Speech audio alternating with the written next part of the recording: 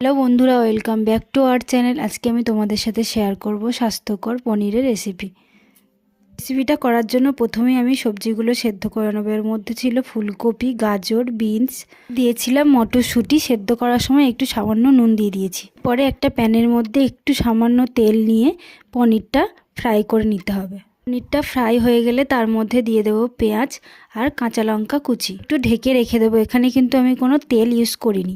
সেদ্ধ করা সবজিগুলো দিয়ে দেবো। পরে দিয়ে দেবো ফ্রাই করা পনিরটা আর স্বাদ মতো নুন আর গোলমরিচ গুঁড়ো। যারা অতিরিক্ত অয়েল পছন্দ করে না বা যারা ডায়েট করছো তারা এই খাবারটা ট্রাই করতে পারো।